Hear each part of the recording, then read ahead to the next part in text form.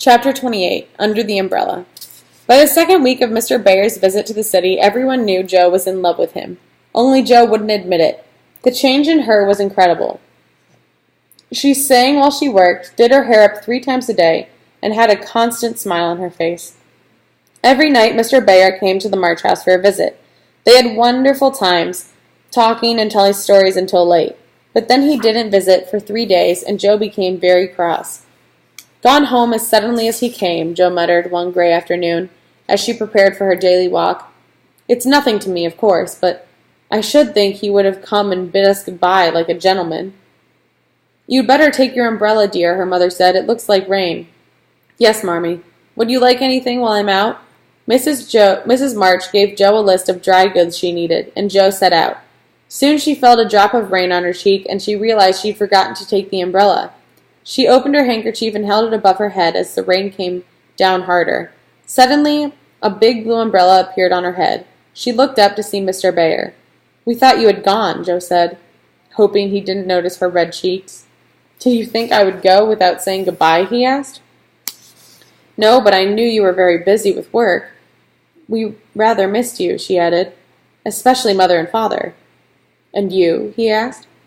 "I'm always glad to see you, sir," she replied coolly. "Then I will come one more time before I leave." Joe felt her throat tighten. "Then you are leaving?" she asked. "Yes," he said softly. "I have found work teaching at a college." "How splendid!" Joe said. "Ah, but I fear this college is far away out west." "Far away," Joe repeated, her heart growing heavy. Walking home, Joe was sad. It was obvious Mr. Bayer didn't care for her as much as she did for him. If he did, he wouldn't be going so far away. Mr. Bayer noticed the tears in Joe's eyes. "Dearest heart, why do you cry?" Because you are going away," she blurted out, much to her embarrassment. Mr. Bayer stopped walking and pulled Joe close to him. The rain pelted loudly against the umbrella and on Joe's dress, but she didn't care. "Joe," Mr. Bayer whispered, "I came here to see if you could care for me. I wanted to be sure I was more than a friend, am I?" "Oh, yes," Joe cried, embracing him. "But why did you wait so long?" "It was not easy," Mr. Bayer explained, "but I could not find the heart to take you from your happy home until I had one to give you myself. Can you be happy with me?"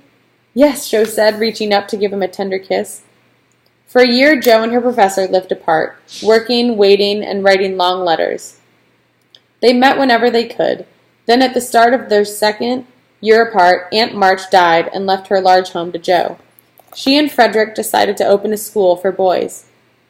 Almost before she knew where she was, Joe found herself married and settled in the large house. Soon the school flourished and was filled with boys, both rich and poor.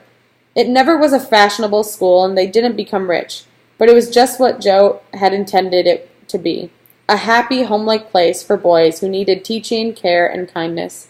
As the years went on, Joe and Frederick soon had 2 little boys of their own, Rob, named from Grandpa, and Teddy, a happy-go-lucky baby with his mother's lively spirit. There were a great many days celebrated at the big house, and one of the most delightful was the yearly apple picking. On a lovely October day, 5 years after Joe's wedding, everyone was there, laughing and singing, climbing apple trees and tumbling down. For a few quiet moments, Meg, Joe, and Amy sat under a big tree with their mother. Mrs. March gazed warmly at her grown daughters, then stretched out her arms and pulled them very close. "Oh, my girls," she said with a smile, "however long you live, I never can wish you a greater happiness than this." The end.